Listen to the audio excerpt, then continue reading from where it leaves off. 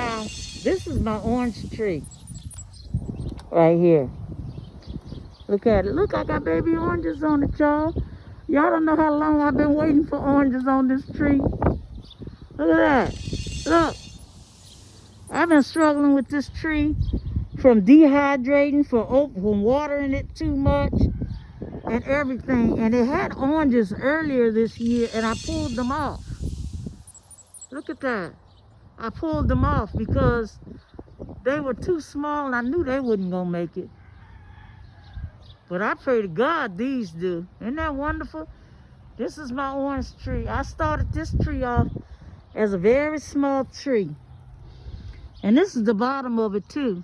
See the roots, the stud?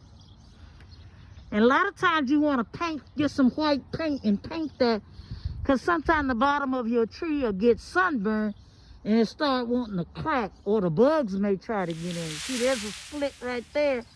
I have to do something with that. I got some neem oil, and that'll keep the bugs from getting in there, because they'll start trying to eat in your base of your tree and make your tree get sick. Look like I got a bird nest in there, y'all.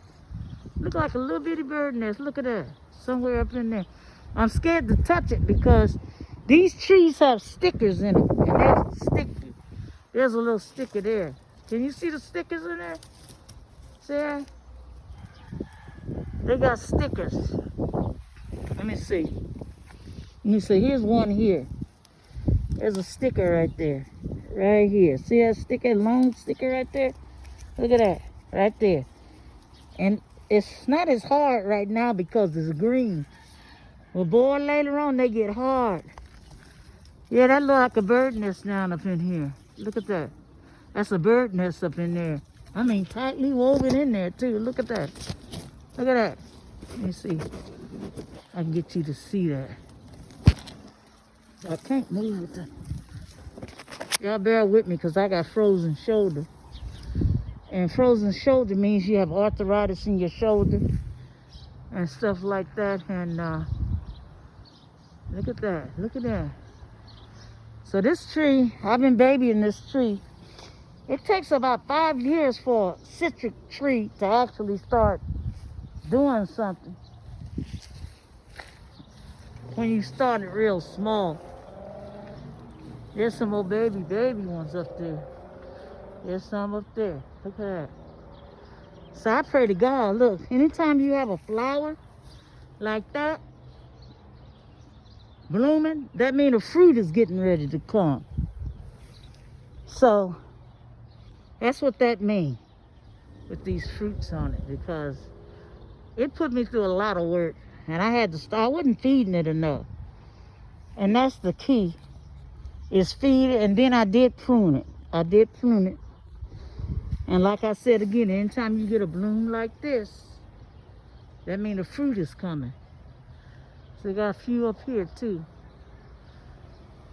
and they'll be growing all through into the winter. And around winter time, I heard that they should be ready. So that's the thing about these, they should be ready. That's a prickly cactus plant, and like I mentioned in my other video, you can fry it and it produces a fruit. That just grew out of nowhere back. This is a Farmer James series 4 or 5, which one? And I just want to let you know, this is an overgrown bed with a beautiful sago palm that I had planted a long time ago. And look at it now. Look how big that devil is. And you see how you can cut the sides of it real good to get all that extra palm? Okay, and then these are the baby sagos that grew, see? So I gotta remove all that. And I had this bedding here, this flower bedding around it. I'm gonna have to take all that out, see? So this is a part of clearing the bed, and they have all the bears nested around the sago palm right here. So all of these beds like this, see, when they dry like this, one thing about these perennials, you can just pull them out. See how easy they are to pull out? So you can pull them out. Look at that. Just pull it out. Don't even take no muscle. With all that, it's best to, when it's overgrown like that, just take all these out, and you can plant these somewhere else if you get a good grip and take them off the root. You know, the ones that you can. And so that's what I'm getting ready to do. I've already started pulling some out along here. Let me clean out. Now I got a lot of baby aloe veras here. And I'm gonna fit all the dead ones out and stuff. So I cleaned out this right here. Got 4 or 5 babies for, and these little dead things here, you just have to pull these out.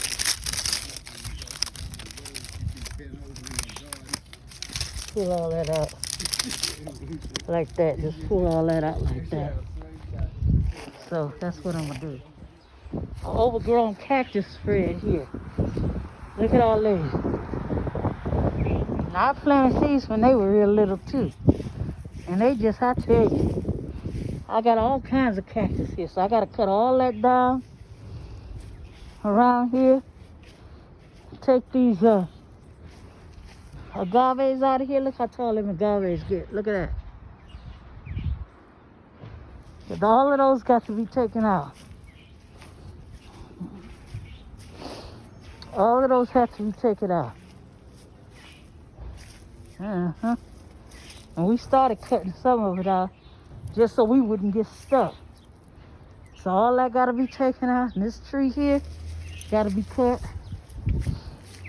And I'm going to trim this bush here. I'm going to cut this back. And look what it got up under there. Look at that. So some of these, all these have to be trimmed. And some people say this is the work of the gardener, which I'm going to leave it, the big work for the gardener to do. I'm going to leave the big work for them. Now we got this giant bird of paradise right there. We had cut most of it down, but we still got to get that one at the top. So I got a lot of cleaning to do around here. But what I'm going to do is I'm going to just take it from this sago palm and clean all around that first.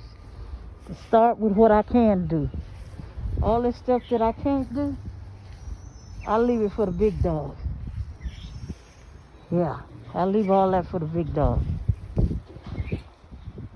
Now this bush here's been nicely cut. I had the gardener come and cut that. And he trimmed that one pretty nice.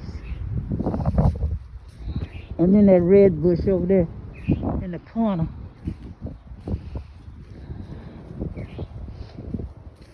He trimmed that nice. There. Good. You know how that goes. So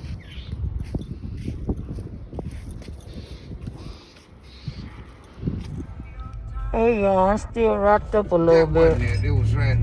And I just finished my flower centerpiece clearing up. So, right here, Universal Lab. And I trimmed some bushes. It was a lot of work.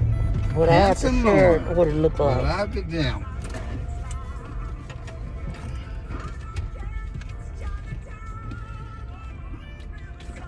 So, this is my new mask I got from my little cousin Ashley. She made it. See, she made this little mask here. Little Ashley Franklin. So I bought a few from her. It looked nice. I like it with the big lips. So kudos to you too.